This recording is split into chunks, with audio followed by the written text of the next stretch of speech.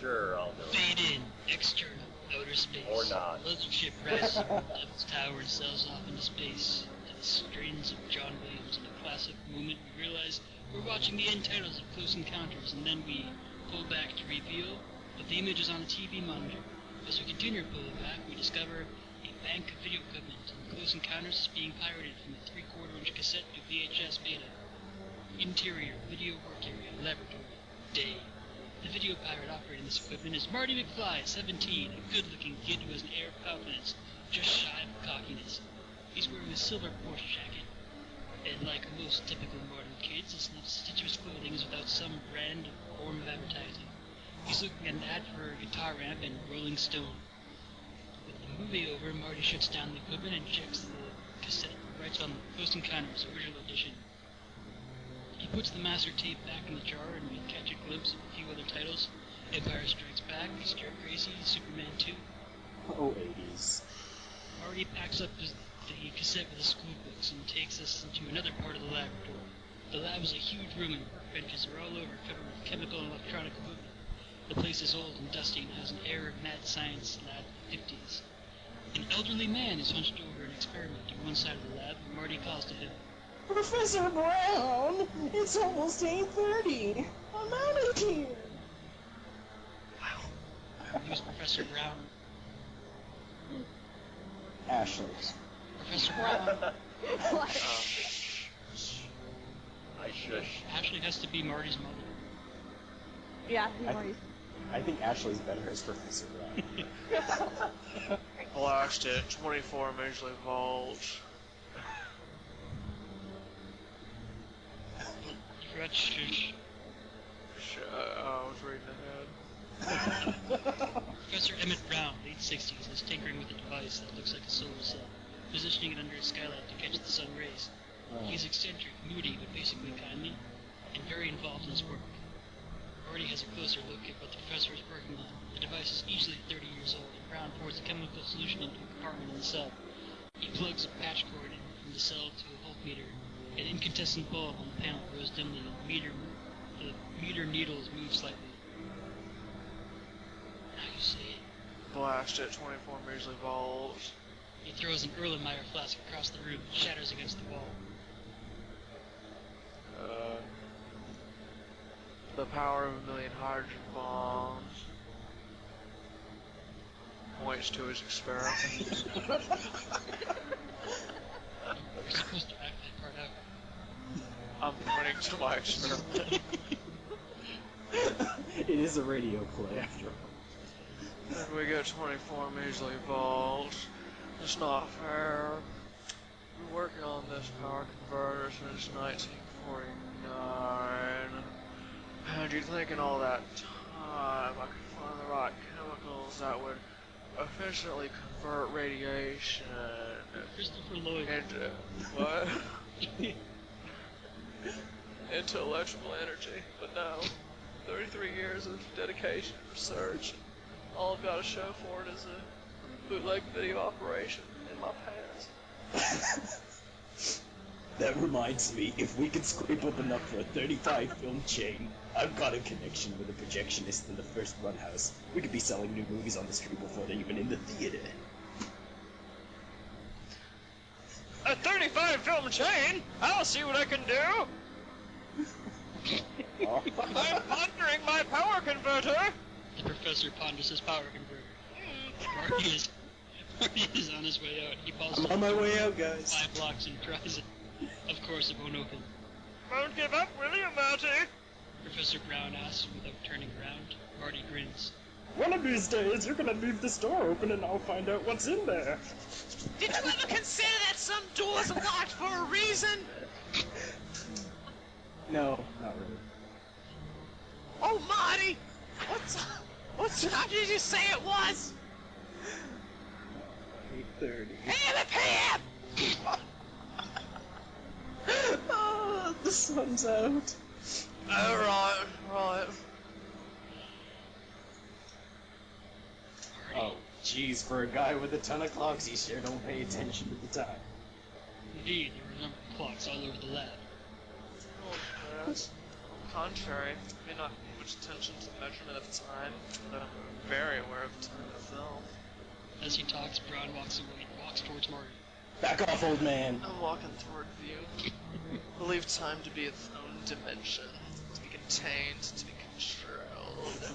Marty's had enough. The professor's rambling. He's heading down the stairway. Yeah, catch her. Marty is gone. Dun-dun-dun. So we triumph through.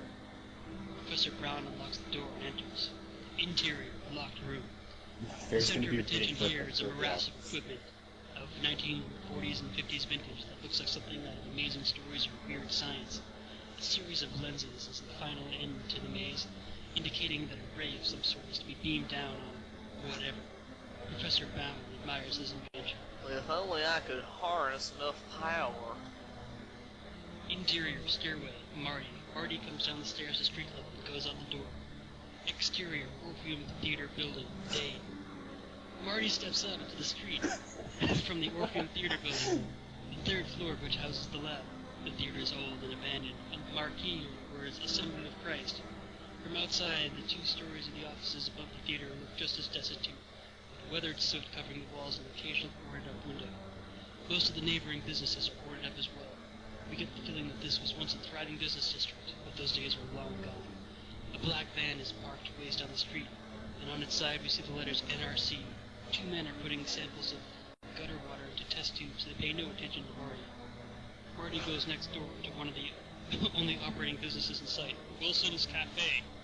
A lunch counter joint on its last legs. Interior, Wilson's Cafe. Marty enters. Proprietor Dick Wilson, 35, is behind the counter. Dick is quite overweight and is munching on a baby with candy bar. Morning, Dick. Marty, what's for breakfast? Give me some chili fries and a tab. Marty I glances glance at the sports page. discarded paper on the counter as Dick brings him his tab. Hot tip, rubber biscuit in the 3rd race at Arlington. Dick, what's with those guys out there in the gutter? Shrugs. 3rd time they've been out there this week. I watched Marty them watches for a moment. What's NRC? Shrugs. I don't know. National Cash Register. National Cash Register. Cut to insert science textbook. A photograph of a museum of mushroom cloud. The caption, Last above-ground nuclear test, March 18, 1952, Atkins, Nevada. A hand writes the initials MM plus SP in the cloud and draws an arrow through it like a valentine, and then writes, How about the dance Saturday? We'll have a blast! Interior, science classroom, on Marty. The hand belongs to Marty, who pays attention to the lecture being given by Mr. Archie, frustrated and bitter teacher 55. There are only 3 above-ground nuclear atomic tests in the United States, so the government took every opportunity to study the effects of radiation. Actual single-family tract homes were constructed on the test site, totally furnished with refrigerators, TV, furniture, anything you could find, furniture, and sinks and refrigerators and furniture, just so scientists could learn what kind of damage an atomic bomb would do to a typical town. They even put mannequins and furniture in the houses, just like auto crash tests. Marty tears the page out of his textbook and winks at Susie Parker, the cute girl across the aisle from behind him. They exchange a smile, and Marty tosses the folded paper to her. But the fact remains that today, 30 years after those early nuclear tests, the threat of nuclear annihilation is just as great as it ever was. Certainly nuclear annihilation is something you all must have thought about. Any questions? Comments? Ideas? Anyone? No reaction at all from the class. No one has a hand up, and no one seems interested. I'm talking about the complete and total destruction of the entire world. Doesn't anyone have anything to say about it? No, no one does. Archie is becoming angered and frustrated. I don't know how much more frustrated I can get here. How about you, Mr. Jackson? Would you like to share some of your wisdom with the class? Jackson clearly would.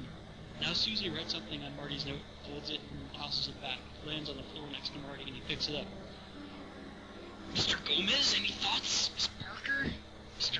Crump, any reaction? I unfold the note. Insert the note.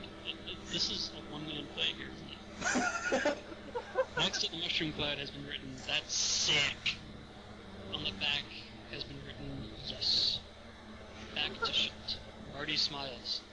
"How about you, Mr. McFly?" Marty quickly folds the note and shoves it in his pocket. Did you even hear the question, Mr. McFly?"